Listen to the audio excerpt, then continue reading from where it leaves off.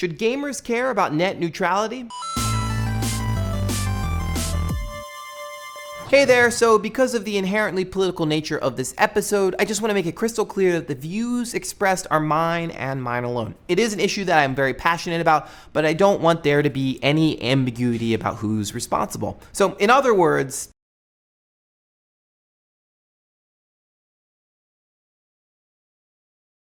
games and the internet go together like peanut butter and jelly. Or Nutella and bananas.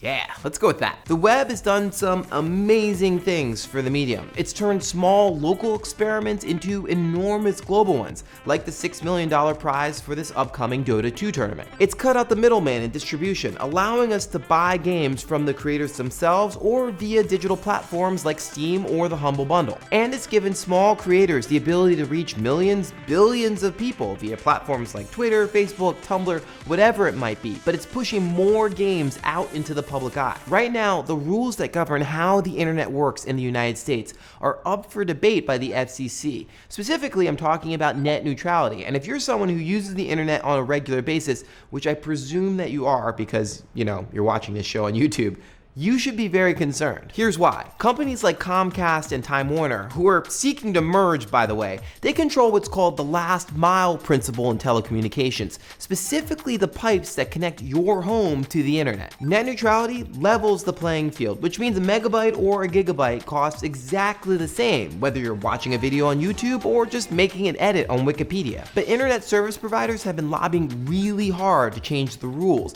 They want to be able to strike deals to create fast lanes for companies that are willing to pay a premium. Otherwise, those costs are going to get passed along to you. You might have heard about the recent Netflix-Comcast deal, in which Netflix had to pay more money to Comcast to ensure that Comcast customers would have unfettered access to Netflix shows and movies. Put another way, it's basically a toll. I'm speaking through this because it's a little bit complicated, but there's a great video by Vi Hart that explains it really well that you should check out. But the TLDR version is, this is a really big deal for games. It's telling when a big group of venture capitalists recently wrote a letter to Chairman Wheeler of the FCC insisting that the net remain neutral. I mean, these are people who've backed and invested in companies that you probably use every day. And the first industry that they mentioned that would be affected by any change by the FCC rules was, well, you guessed it was games. We take this for granted, but games in aggregate are huge bandwidth hogs. League of Legends, for example, has more than 25 million daily active users,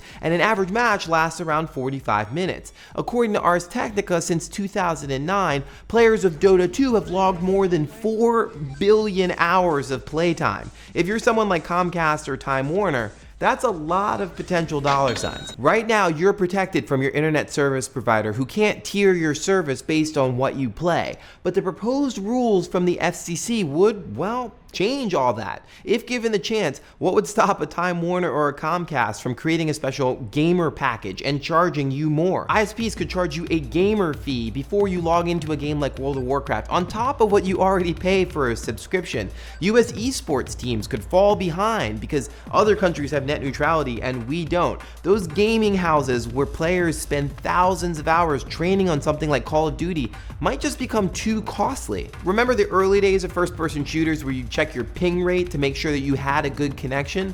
Well, those days could totally come back and render a game like Halo economically unfair if Comcast charges you more for a solid connection and Verizon didn't. But this goes well beyond just online games. Let's say you wanted to download a big single-player game from the PlayStation Store and it pushed you over your data cap. It could be like how you rack up ridiculous cell phone charges when you travel overseas. What if your internet service provider decides to create its own crappy alternative to Twitch and then charges you more for access to the real thing, as Twitch is fourth in US peak internet traffic? Would it even be worth it for streamers to stream? Google's stance is that a segregated internet would kill creativity, culture, and innovation. And then there's venture capitalist Fred Wilson, who's put money into amazing companies like Kickstarter and Etsy. He says that investors like him might be reticent in the future to invest in certain types of online projects because of the high costs that would soon be involved. That could result in fewer games that are trying something different, like Papo.io and Journey.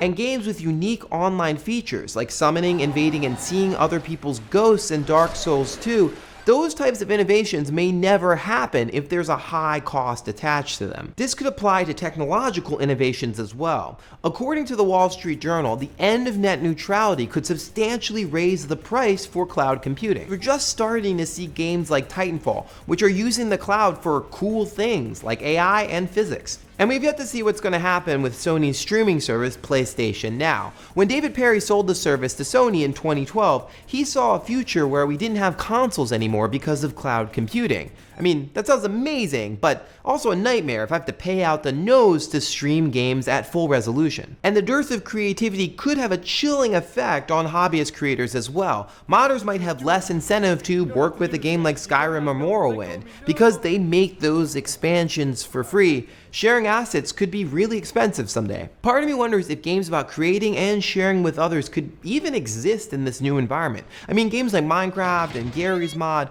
rely on your ability to share with other people, like that time that you burned down your own house by accident. Uh-oh. You have got to be kidding me. This is not even funny. Right now, YouTube is free. Well, sort of, there are ads and stuff, but like Netflix, it's not unreasonable to believe that someday you might pay an extra charge to access it. If you're a game creator, you can't underestimate the effect that the Let's Play community has had on showing the world what these games are ultimately about.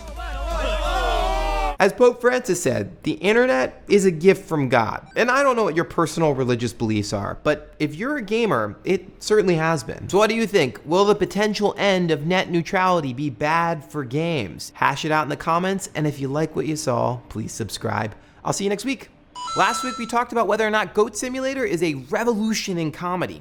Let's see what you had to say. Camo Rovak says that Goat Simulator isn't a revolution because, well, slapstick comedy, one of the core elements of Goat Simulator, in and of itself isn't new. But that doesn't mean it's not a revolution. If you remember from our Minecraft episode, sometimes it takes someone to put together all of these different pieces in a new way and present it to the public in order to enact some sort of revolutionary change. So a great example is the light bulb, for example. Thomas Edison was not the first person to file a patent for it, nor were all the pieces that he filed the patent for in and of themselves new, but he was the first person to put them together in a distinct way. So yeah, so that's why Goat Simulator for me feels like a revolution, is that it's doing something like slapstick in a new and profound way in the world of interactivity. HexagonNiceguy takes issue with my Goat Simulator episode because specifically there are elements of Goat Simulator that are quote unquote scripted, by which he means there are parts of the game where the game designers have set certain things up in a particular order because they want you to do something, right? But that's kind of like saying that what makes a joke funny is just having all the words down on the page. That's part of it,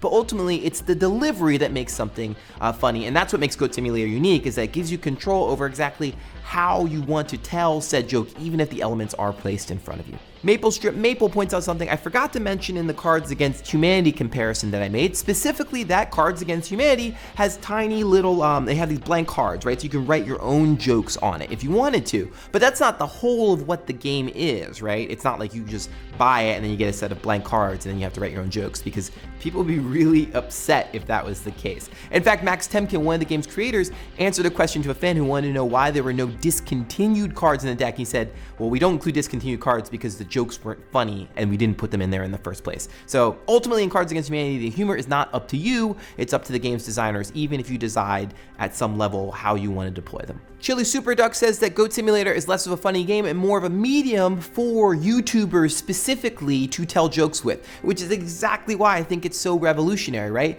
The idea that these game designers could give someone a tool to tell better jokes in a public environment, that's what makes Goat Simulator funny. To design a game that's specifically designed for public spectacle, for public humor, that's what I found so fascinating about Goat Simulator. So you and I, we don't disagree.